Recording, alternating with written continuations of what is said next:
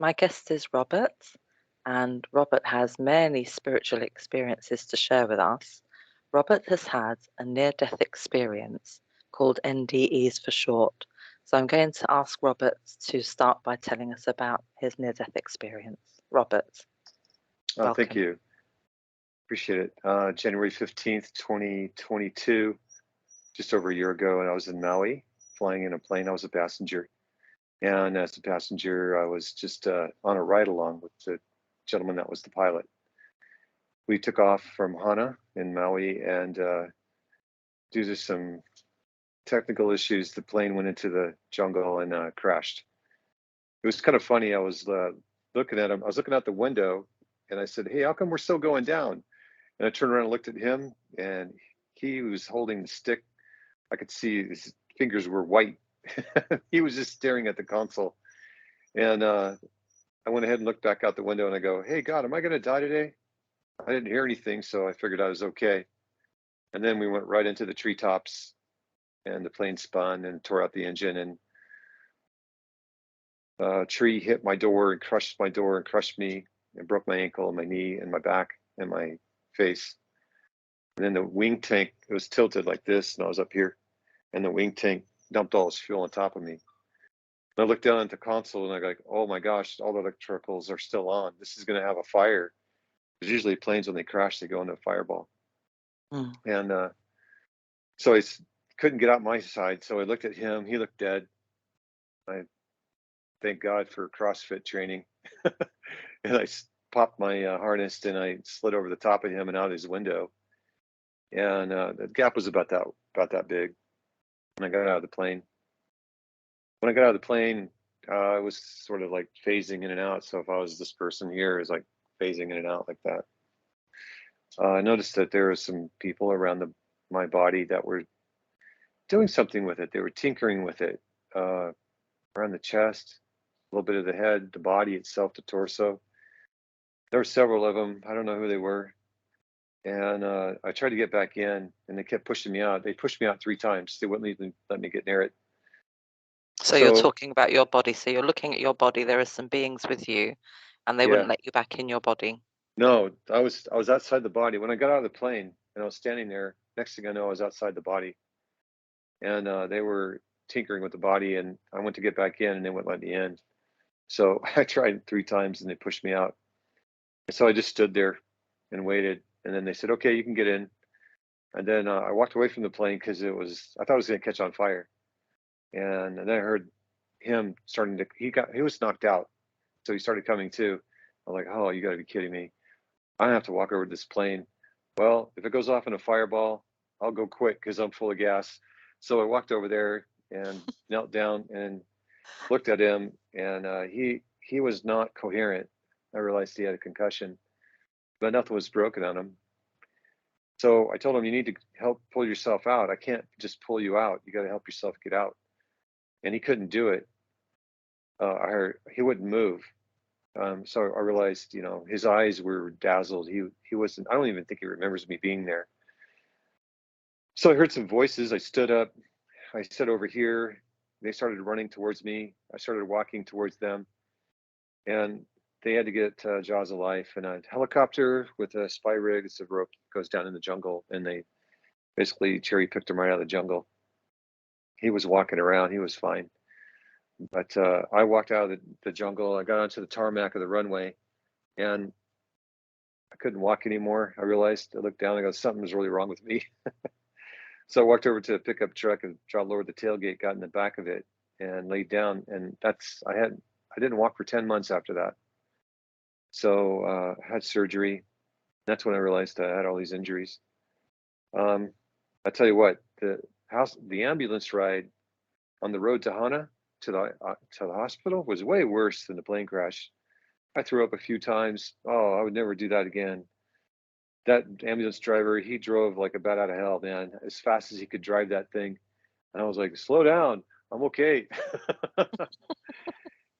So anyhow, um, what happened is it wiped out my memories and my emotions. It separated them and erased them, and I couldn't remember uh, like my life. I didn't have amnesia. it's just like I just couldn't remember. Like I had to go back. Even now, it's really hard for me to go back and look at things before the crash. I They're like glimpses. So I have glimpses of my life, but I don't have the full recall of it all. If I really concentrate, I can get it. But uh, I call it a reboot. I was rebooted. All these other NDEers, they go places. I was just standing there, but they don't get rebooted. I was rebooted. But then my It crash sounds was like not like theirs.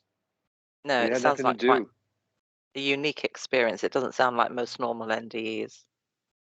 No, they're not afforded this. This is totally different. This was like a gift.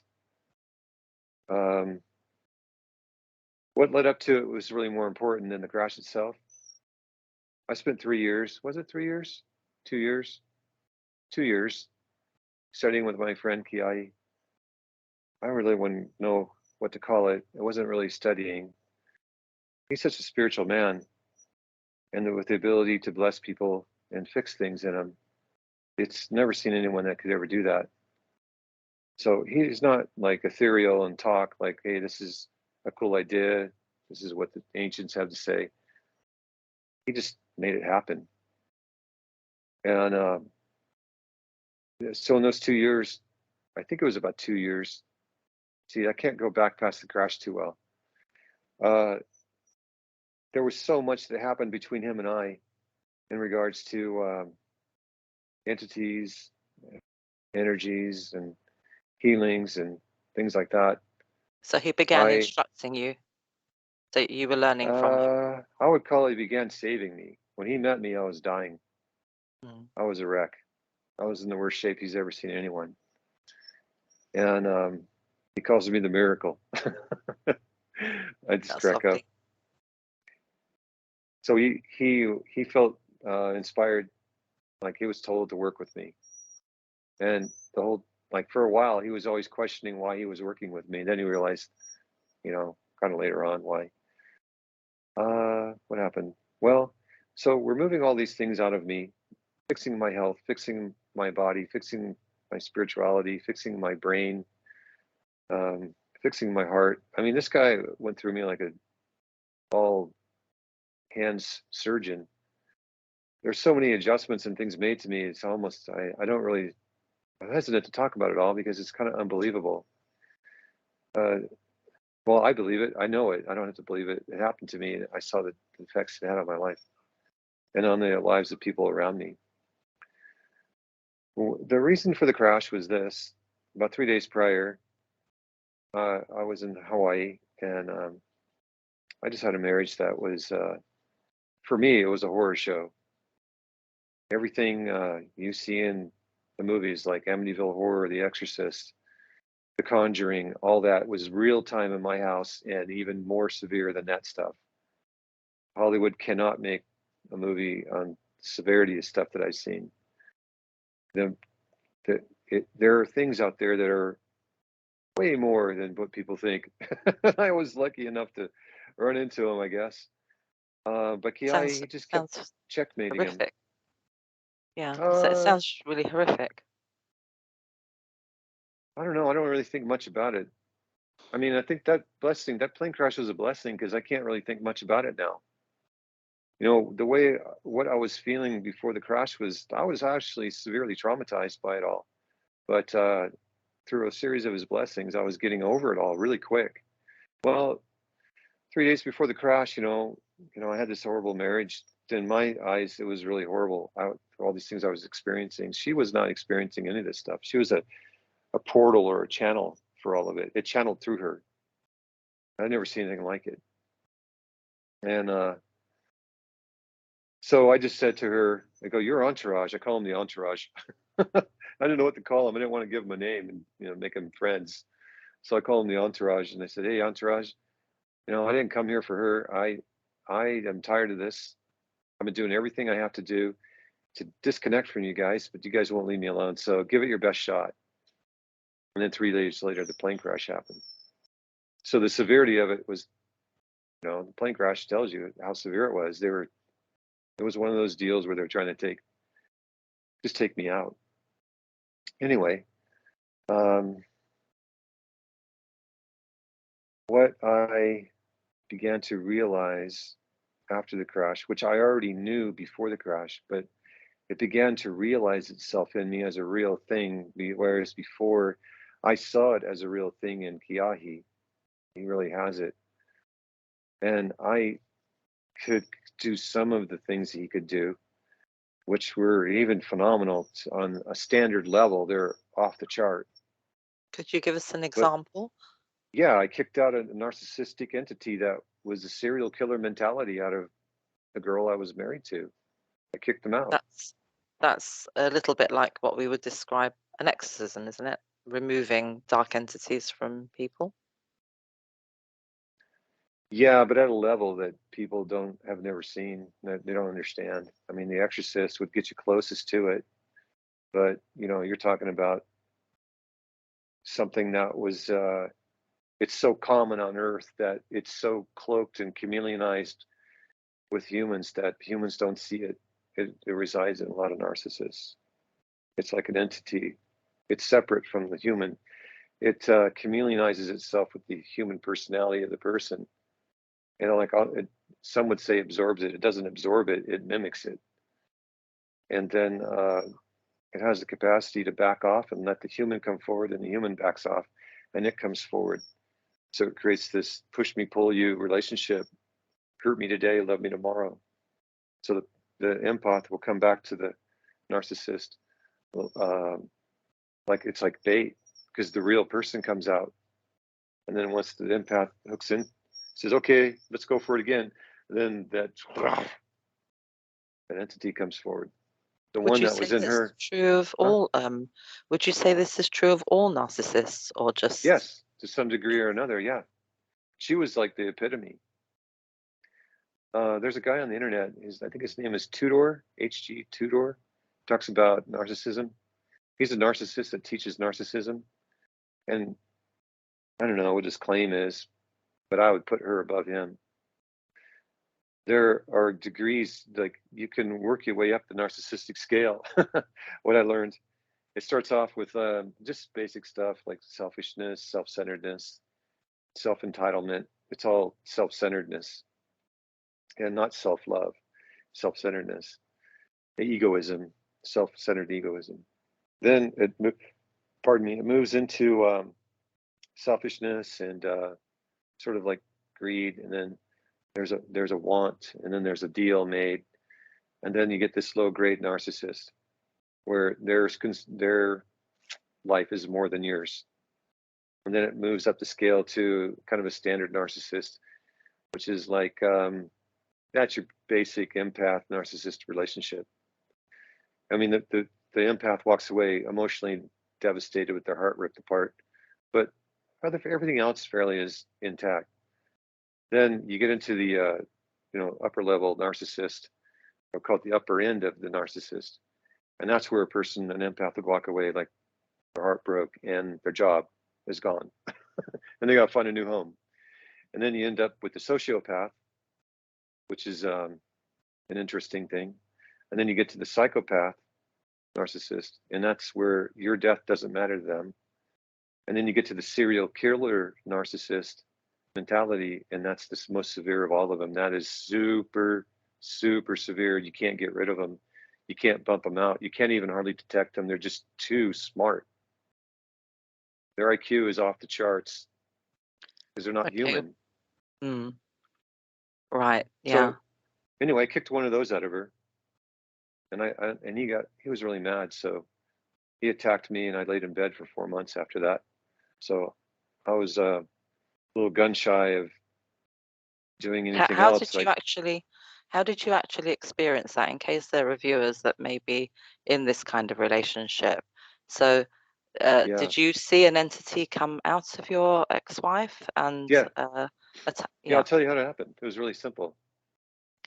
Uh, every time I lay down next to her, I close my eyes and I get all these visions inside me of just natural, nasty sexual stuff, horrible stuff, not things that align with me whatsoever. I don't even think about those things. It's not even on my paradigm. Close my eyes and all this gnarly stuff. And I get up. So I slept on the couch for like 7 years. I just couldn't sleep next to her. I didn't know what it was. She kept saying it was me. I thought I don't know, figured it was. So I laid down next to her, closed my eyes. I was spooning her, and I like had Superman X-ray vision, and I saw inside the back of her neck, here, just above the heart and just below the cerebellum, there was an entity. Like he made a condo in there. It was like a permanent resident. He was actually in there, and in that spinal cord, he affects everything: emotions, the psyche, the psychology, the mind, the images, everything. He is the master controller director of So the he's more or less person. taken her over completely. Yeah, it's called a perfect possession. Right. Like you have a narcissist who's like, it could be a partial possession, but when you get to the perfect possession, it ratchets up sociopath, psychopath, serial killer. So the serial killer is the worst of the worst. And so that's funny because Raymond Grace, he jousted my house, and because I had all this Spookville going on, and I actually called him. And I said, "Can you help me?" Because he does this stuff remotely. Yeah, I can help you. He called me back and he goes, "Brother, you got a real serious problem there. There's a serial killer spirit in that house, and I can't help you." And he told me that. I'm like, "Oh, Wow. So anyway, I kicked I'd this be thing out of her. terrified, Robert. You're speaking about it quite casually. It's I casual. personally would be terrified. Yeah, the stuff I have to say is too terrifying for people. It really scares them. But this is the reality of the world we live in. It's just what it is. I'll give you a better understanding of why things are the way they are and why not to be terrified by it. So all right, so he jumped. So the next thing I have, move your heart into that space where he is. I'm like, inside me, I'm looking around like, who said that? And no, move your heart into that space where she is. And I go, I don't know how to do that. I don't know what you're talking about. And then I felt this whirring, and then it went right into her area back here. And that thing jumped out like he was evicted. I mean, with the boot in his butt. He was kicked out and standing at the edge of the bed. She's asleep the whole time. She never woke up. I looked up at him and I go, "Who are you?" And he goes, "No, who are you?" And I go, "I asked first, who are you?" And he went right out the window. Next night, I told her all about it, and she was rolling her eyes like I'm full of crap. She always thought I was full of crap. You know, that's how a narcissist is. And so I'm so smart. I'm really smart. I'm going to tell you how smart I am. I'm the smartest guy on the planet. I called him forward and picked a fight. You can't get any smarter than that. What a dumbass. And that thing came in and he materialized, put his finger on my chest right here. And I fell on the ground, turned blue, and I didn't walk for 4 months. I laid in bed. That dude almost killed me. Yeah. Yeah. So that proved to her that there was something going on. But the interesting, well, she had a lot of addictions: alcoholic, a drug addict, porn addict. Oh, it's just addict. I mean, probably 5 addictions. And they were going on all the time. And any one of those is like, you're done. But yet she always had everything go to her favor, even though she had all these 5 addictions. Well, after that guy left, all those addictions left immediately, Wow. 100%. And so I didn't blame her for all the stuff that went on. I asked her, "Is the chatter in your head gone?" She goes, "Yeah, it's really calm. I used to think the chatter was normal." I go, "No, chatter in your head is not normal. That's not you. That's an entity. They're hijacking your whole nervous system. They operate through the autonomic nervous system, and they get into your brain. They get into this area and they make holographic images. They take memories of your past and they flip them around, mold them, and then they attach emotions on it, create all kind of trauma that isn't even real. A lot of Wow. people with PTSD, this is what they have. I know so much about all this stuff. I don't even know why I'm here. I know too much. It's unraveling the game. I can unravel the game here. So why are these guys around? Well, it's obvious they can kill you with just a touch, but they're not designed to kill you. They don't want to do that. What they're here to do is to show the empath that when you give your love away, it's going to get beat up. But if you keep your love in yourself and you love someone, but you retain your love for yourself, then these narcissists have no power over you. You can break them. Wow. As I was talking with Kiyahi, he was teaching me this. You know, you got to love yourself. Don't give it away. Don't give any of this away. You're not here for anyone. You're here for yourself. don't give anything away. You can love people, but if you don't give it away and you keep it in yourself, it gets bigger and stronger, and then it kind of radiates out, and then it affects people's lives in a positive way. That's how you're supposed to live, not this stupid, give yourself over to someone else. Humans are not trustworthy with someone else's love. It's not that they're bad. They're just not wise enough to know what to do with it. They don't even know what to do with their own personal love. Most people don't even love themselves. They do in a way, but it's distorted. So what I had when I did that with her is I a do clear believe understanding of self-love. What? I do believe that depending on the time frame people were brought up in, but many of us were brought up to believe that it was a good thing, especially as women, that it was a good thing to love somebody else, to give all your love away. And never for 1 minute were we taught anything about self-love. No one actually ever said you should love yourself. This is something that's only happened recently. Who do you think came up with that idea? I don't know. Let's call him the devil. Yeah. Okay. Just to make it easy. Yeah. All right. I try not to keep company with the devil, so I don't know that much about him. Because he's saying you better not. Yeah. So what happened when the plane crashed is I became really like an open channel too. I channel things, but not like other channelers. It's totally different.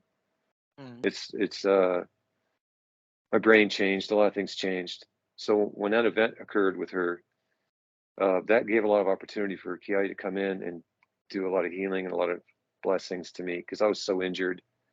It was off the charts. Almost killed me. I started urinating blood. I ended up with bladder cancer from it. My health went out the window. I literally was just physically falling apart. And this went on for like 2 It years. sounds like you were dying. That you were I on your way. was, for sure. Yeah, I went through like 8 deaths with her. Wow. This happened like 8 times with her. Yeah. He And can I just brought me ask you, back from 4 of them. Go ahead. before the plane crash, you never had you didn't know about entities or anything like that. You just lived a very normal, a normal life, husband and No, wife. I did. You didn't know No, anything. So this all no. happened since the plane Well, crash. let me put it this way. With her, I thought everything was normal. I didn't know what was going on. These narcissists are really clever. It makes it look, it may take you a decade to figure out what's going on. Mm. I had been in places where there were ghosts and stuff like that. I could feel presences. I could get like in my mind images of spirits my whole entire life. But that's just something I thought everybody could do. I never talked about it. I thought it was normal. Apparently it's not. So I was sort of like already blueprinted to be able to do this, but everything in me was turned off. So I was basically handed over to darkness with no defenses. Though I had them, they weren't all turned off.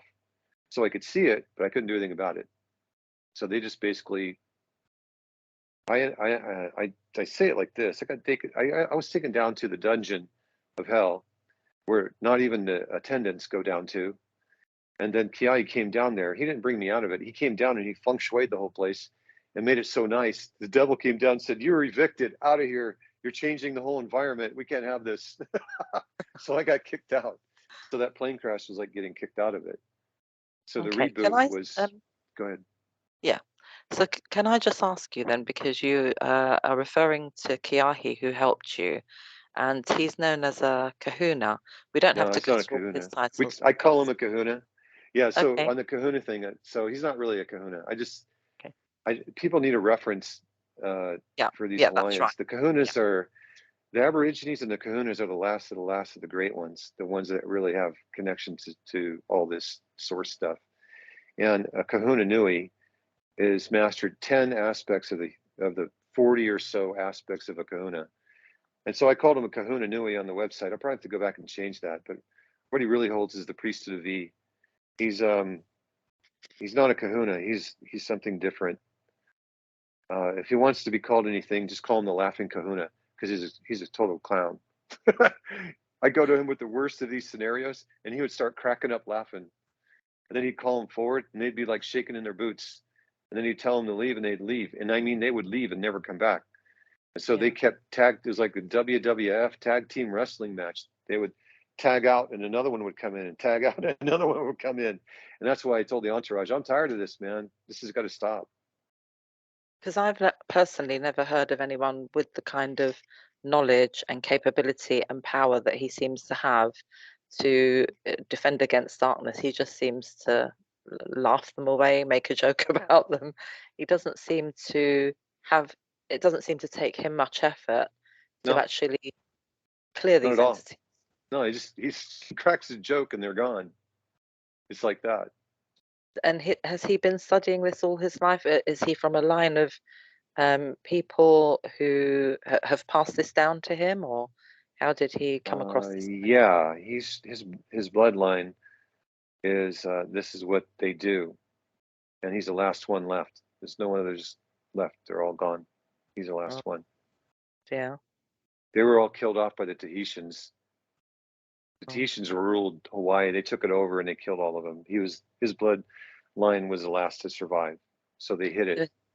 Has he passed on much of his knowledge to you, most of his knowledge to you? Would you be like a successor, or Yeah, I have 100% of it. okay, perfect. Okay, that's I have all brilliant. of it. That's really good news. Kind of weird. It's kind of weird. It feels weird. Yeah, it's just a different life now. I have a different lifestyle, different way of living, different way of being. So since you moved away from your wife and you moved forward, what kinds of activities are you involved with? How are you still fighting the darkness? How are you still? Oh, the relationship is different. We're friends. They're like my friends. I look Okay, at them as my teachers. That's what they're really because here for, is ultimately to that's what teach they are. us. Yeah, Yeah, they're just teachers. yeah, We make them dark, and we create the nightmares. They don't. We right. create the They just act nightmares. the role, do they? So we They're create just a them. role player. Yeah, they're having fun. When you get behind the scenes, they're funny as heck, man. They're just having fun, and when we freak out, they start cracking up. Look at that! Look at that! They think it's real. That's how they are. So to get So behind the when scenes it's really tough to get behind the scenes, man. so It's when really you tough. understand that, when you come to the point where you recognize that darkness is actually, um, I like to say, I don't know if this is accurate, but I like to say a shade of light. It's a darker shade of light, the darkness. Yeah, it's actually okay. This is really cool. Yeah, so here in this dimension, we have dark and light, day and night. The God, he divided them, blah, blah, blah. You see, read it in Genesis. So that's all true. Now, um, what darkness is just another aspect of light. And when the person realizes that, the only way they can bring the dark back to its light, its true light, is with divine love. It has to be Right, loved back to the light, because light is love. So when a person holds that love of the light, the real love, not some human thing, that high, super high frequency, then darkness becomes like a puppy dog.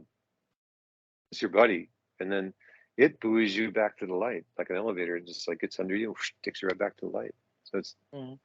that's why he and I laugh whenever we deal with these things. It's like funny. It's the humans that So freak out. yes, because everyone's somewhere along the journey learning Yeah, the they're on a steps, journey. if you like, Yes, baby they're steps, trying. teenage steps. Yeah. So the first thing I have to say is it's not mandatory that everybody has to become like get where I got, where to get where I am with all the knowledge and all the abilities and all that stuff. It's not important that anyone has to do that. What it is they just have to experience it. That's really it. I mean, it's like punching a ticket. You come here, no matter what you do in your life, no matter where you are in this whole journey, and you pass on, you punched your ticket. But if you could master yourself, master your human condition, master darkness, which I've got to stop using that term, because people come to me and think I'm going to teach them how to be the master of darkness. And then what do you think they're going to go do?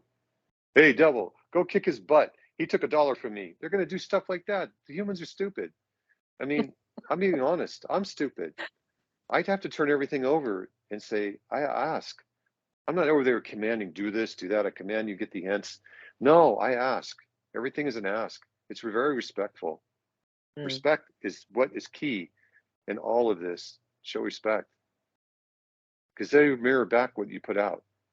Yeah.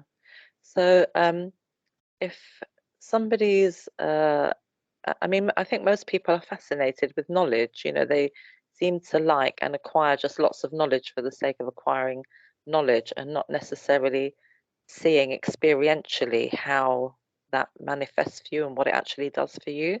So at some point, all this knowledge, it kind of just gives you a headache, really, because you've got all this knowledge and nothing that you can really do with it that's going to make a difference to your life or anybody else's.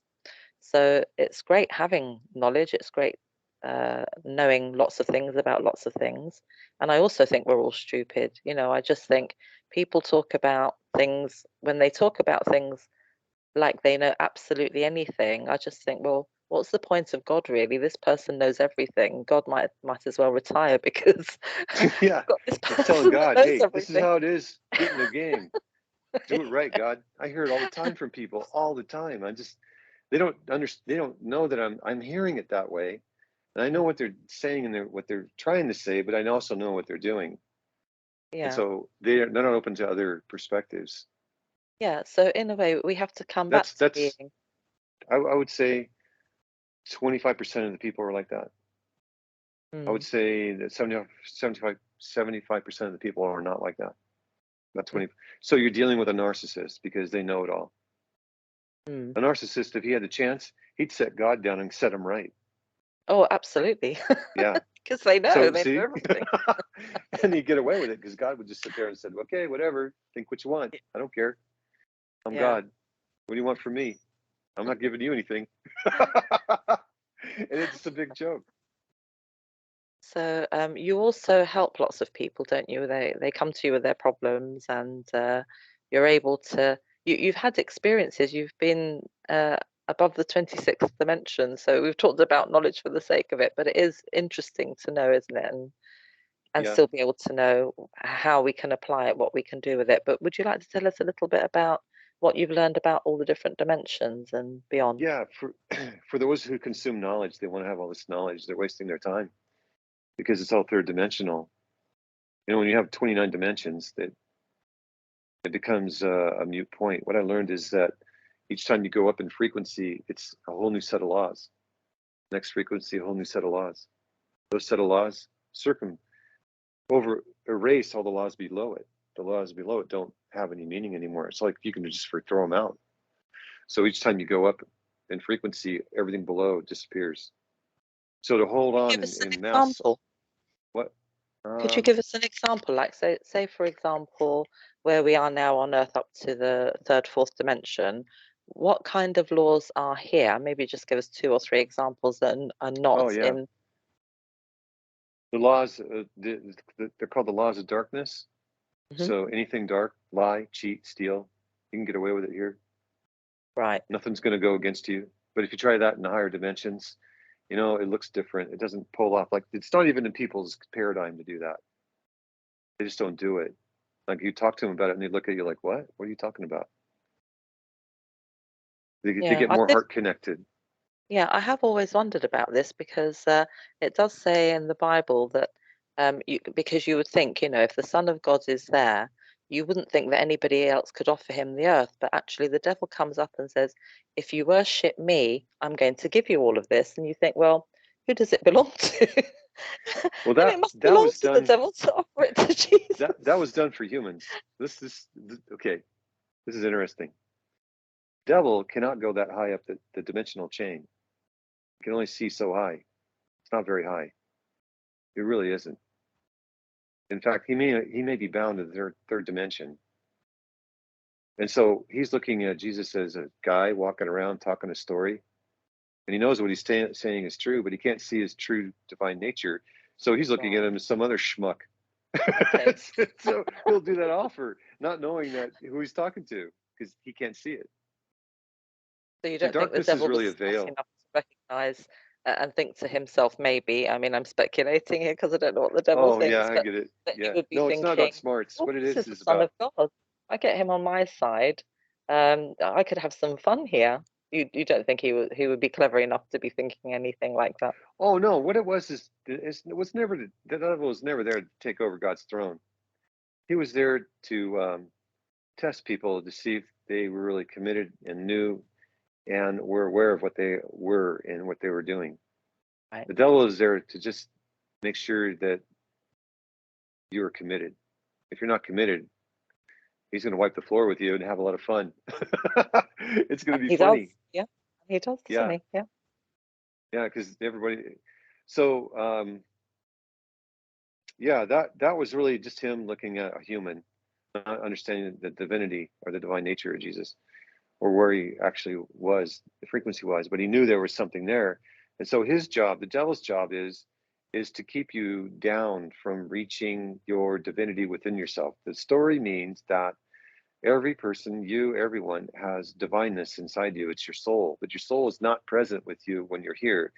It's like a piece of the soul, like a spirit. And then even that gets throttled down even more when it gets in the body, because the body is like a governor. And so it becomes the machine by which the your intellect runs off of. The lower frequency your body is, the lower your intellect. The higher frequency, the higher the intellect.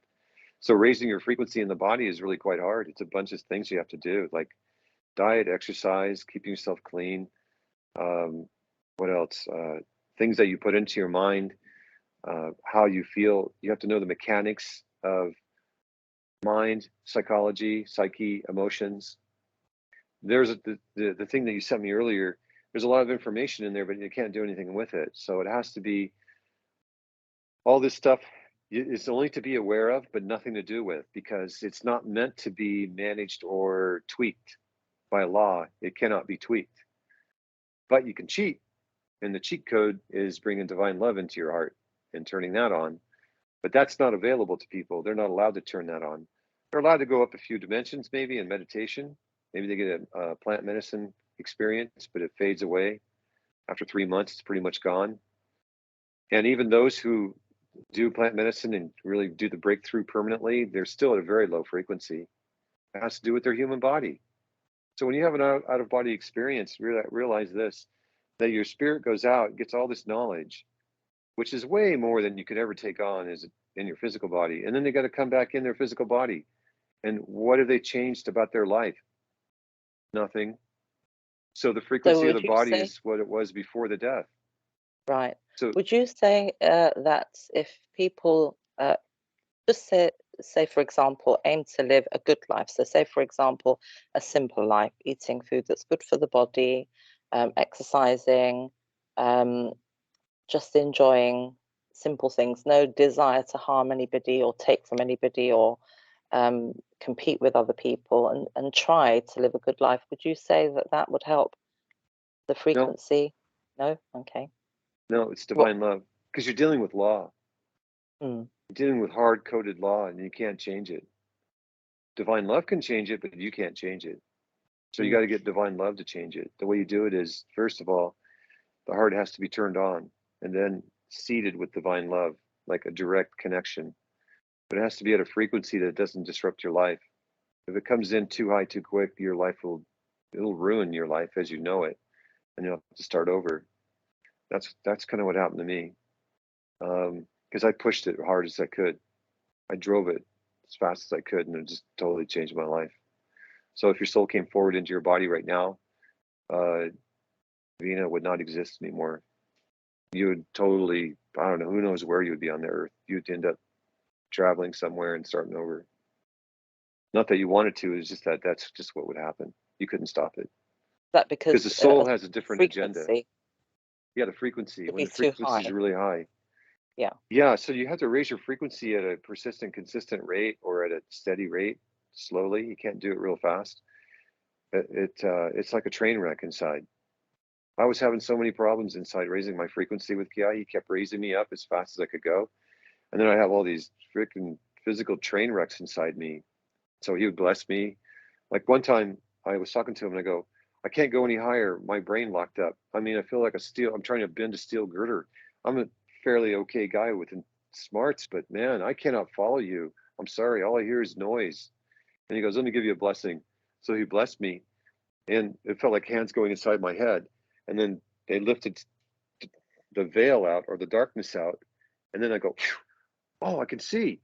Wow, what are we going to do now? And I went, boom, and I took off with him again. And man, we went right into the realms outside the dimensions. And my learning went exponential. And I go, how'd you do that? Oh, I just removed the darkness out of your brain. It's like a veil. I go, that's what was doing it? He goes, yeah. And then later on, there was a discussion because I had gone so far with him. You get to a point of no return where you can't come back. So there was like a debate what they're going to do with me.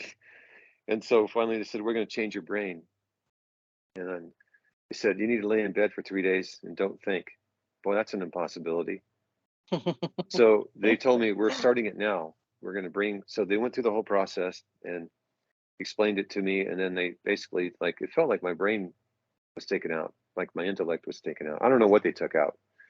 But man, I just laid on bed and I was there for 4 days. I couldn't think a thought. Nothing. And then slowly I started feeling myself coming back to myself, and I got up and I go, whoa, what is that in the Wizard of Oz? Was it the Scarecrow? I have a brain. It was totally different. It became a metaphysical brain. So it's like the metaphysics are always open to me. And what I can do is pull from it and bring it down and explain it to people. Right. Along with that, also this ability to do what Kiyahi does, to move darkness or things away, to help people become self-healing and self-directing. Because once divine love goes in the heart and the heart is turned on and all the nonsense is moved away from it, it's like a direct feed to source, and it teaches you directly. People call it downloads. It's not downloads. It's online real-time knowing. Is it energy transference or? No, it's on-time, real-time knowing. It's like if I had a straw between you and me, and there was water in the straw, we would both be connected to the same water. So whatever water you drank is the water I drink. It's just real time. Okay, so my brain, I don't like have all this knowledge stuck in my head. But when I see things and people present things or ideas, or I read stuff, I look at it and I can tell right away what it is. And then that's just kind of how it works now. But I had a guru in India call me and she said, you know all this stuff that's in the Sanskrit. And I go, what's the Sanskrit? I was taught by divine beings. I wasn't taught by books and gurus. I was taught by Kiyahi and divine beings. It's almost as though there's a field of information. Let's say that information could be just equations or could just be knowledge or something. There's a field, and it's almost as though you are now able just to dip into any aspect of that field at any time and draw any information. Level of it. Yeah, any level of it.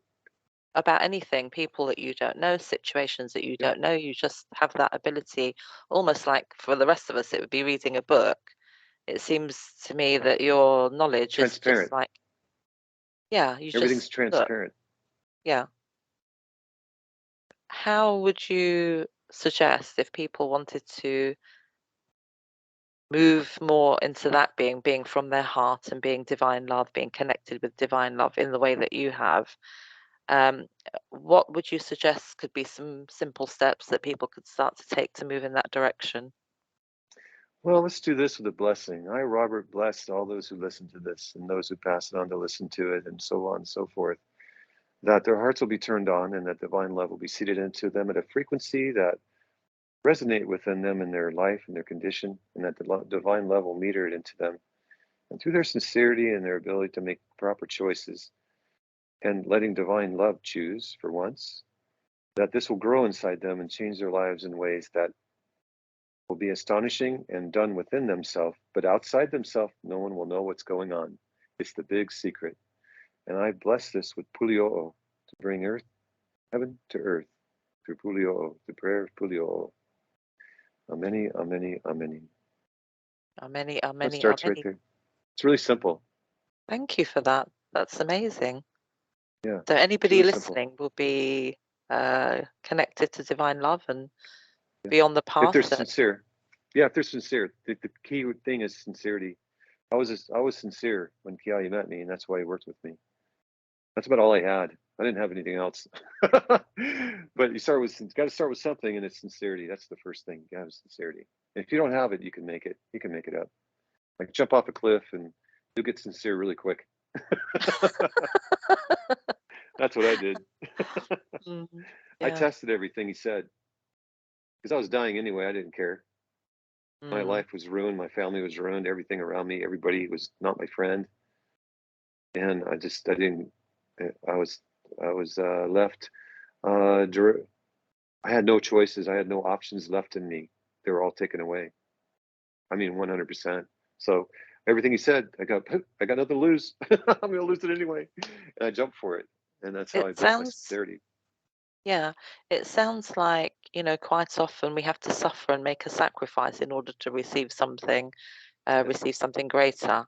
And it sounds like the sacrifice and the suffering that you had was so huge, so much more than the majority of people, that then you were given almost the complete opposite. You had complete darkness around you, losing your life, you were losing the ability to use your body. And in the loss of all of that, because I believe you have a pure heart and pure intentions, um, that it was completely replaced by um, the equivalent of light or divine love. yeah, that's it. Can, yeah. Can I just also qualify? So, divine love is what you would refer to as God. When we say God, Same you're thing. same thing. Yeah. Okay, that makes it nice and simple. Yeah, it's really So, simple. Got to yeah. keep it really simple. Our brains don't like calculate too far out past 3. So we were dumbed down on purpose. But all this stuff that I talk about is in your soul. It's all there. What divine love does is connects you to your soul and then lets your soul talk to you. It's like the bridge. So by loving others, well, first of all, you love yourself. You don't give your love away. You can love people, but don't give them your love. They're not responsible enough for it. They can't even handle their own. So you just love yourself. And by loving yourself, you're loving God. And so he reciprocates by loving you. So you love yourself, you love divine love, it loves you. And so it creates a wheel. It actually Yeah. starts I whirring think, like this inside your chest. yeah, I think how people understand love is they're calling what I would call attachment love. So attachment is I'm going to give you this love because, and then Sounds there's like the you're devil. my child, you're my husband, you're It's a my devil mother. trade. It's, Yeah, yeah, it's like there's the an devil's trade. exchange. Yeah. I'm loving you because, and there's got to be some payback. Whereas the love that you're talking about isn't for any reason. It's because of understanding beyond being attached that I have the ability to hold love, and it's really a good thing and a beautiful thing to hold love in my heart. And as you were saying earlier, then that just vibrates out, and anyone that can take it will. And if people don't want to take it, they don't have to. And you don't have to be doing anything. You don't have to particularly love somebody because you're just going to aim to treat everybody with kindness and respect and understanding. And then necessarily those that appreciate that love, they will feel it, they will pick it up, and they will respond to that. And equally others who are not there, who don't want it, who don't need it, they're not going to stay in that kind of vibration for very long in any case. So just by choosing love and to live with love and kindness and respect and For honesty, yourself. Don't worry about other yeah, people. It's only for yeah, yourself. If you they'll try to do get it that to other anyway. people, you're going to get in trouble. So Yeah, I call it the devil's deal because if you do it to other people, you want them to do it back to you. That's the devil trade. So that's not what he's geared for. So what you do is you just do it for yourself. mm. You're Would you? kind, respect, all those things are just internal for you only, Yeah. Would you call that unconditional love, or is for unconditional love yourself. some for If you yourself? have unconditional love for yourself and you don't judge yourself, there's no way you're going to be able to do that to anybody else. You'll just love them. Yeah, true. Mm, Yeah. true. That's how you ex-nate judgment. It doesn't exist. Sorry, repeat that. Judgment. Like Yeah. I remove judgments from myself. Therefore, I don't judge anyone else. Therefore, why do I have to forgive anybody? Mm, I apologize for my actions at times because I'm a klutz. I might knock a glass over, Sometimes, I don't know, I'm in the wrong spot at the wrong moment and I get bumped into. I'm sorry, I'm in their way. That's about it. I'm just being polite. Right. But what Sounds comes out of me, they can feel what comes out of me. It radiates out of me. It can be felt. yeah, sure. And Yeah. and you do have these gifts, and are you available if people need your help or your hmm services, or would like to ask you questions or find out more about the things that you've spoken about? Yeah. Yeah, yeah. Are you available? How should people contact you if they would like more information? Go to the website, inspireme.global, inspireme.global. Okay, I'll put that in the That's the description. website. Yeah. And everything's in there. A lot of things they can read. They can contact me through there. But they Okay. should start there because there's a lot of information. There's like a foundation you got to start with. This is a whole different esoteric teaching that isn't out there. The video you sent me is really good, but that you can go in a lot of directions with that. I keep this focused in on the individual and what is the circumstance and condition by which they are existing here on earth at this very moment, and what can be done about it to make their life better, to free them from their own dilemmas and those pressed upon them by things that are not part of them. That's the whole idea. It's freedom. Mm. To And have do you think freedom. we should be looking out at the world at others and what others are doing, or do you think we should be focusing on just that work ourselves to be uh, that unlimited love for ourselves and therefore emanate out divine love from I within, used to, because or I both? was in the government and the White House and stuff, I used to always keep track of the news and everything, what's going on with all those guys. And what I see now is a bunch of babies running around crying because they can't find their little binky. It's the craziest thing I've ever seen. They're a bunch of fools. The things that direct this planet are not humans. They're not even extraterrestrials. Divine love directs this whole show.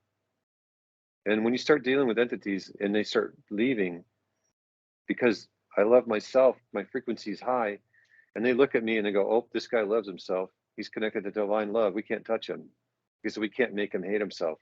That's all they're doing, trying to make you hate yourself. Fear, Right. hate, and powerless, impotent, Mm. weak. What do you think politicians do all day long? Be afraid. I'll save you. That's the Mm. biggest joke in the world. Yeah, it surprises me every day that people choose leaders who obviously don't care about humanity at The all. leaders, the Just leaders are they're under the influence of things that are not seen. You can't mm. fault them for it. If I went in one of those jobs, I'd probably end up just like that too. They're Well, just too let's hope you powerful. don't. Let's hope you don't, Robert, because I you've don't got pay lots attention to it of anymore. valuable Yeah, I don't work watch. to. Yeah, Yeah, I don't pay attention to it anymore. no, you've got lots of valuable work to do for everybody. So, I'd like to thank you for the time that you've given and all the information, and particularly for the blessing from my heart. I'm Thank you, very Veena. grateful, and for everybody else that's going to get the blessing as well. And maybe if you put together some ideas that where you'd like to lead somebody step by step along the way, we could invite you back and hear Okay. some more of your wisdom. All right. Thank you so much, Veena. You're Thank you so much. wonderful. It's been wonderful knowing you, by the way, and meeting Oh, the whole time. thank So you. just I'm thank you. always here for you, Robin. Thank you. Thank you so much. All right. Okay. All right. Take care. See, All right. I'll see you. recording now. See you. Bye bye.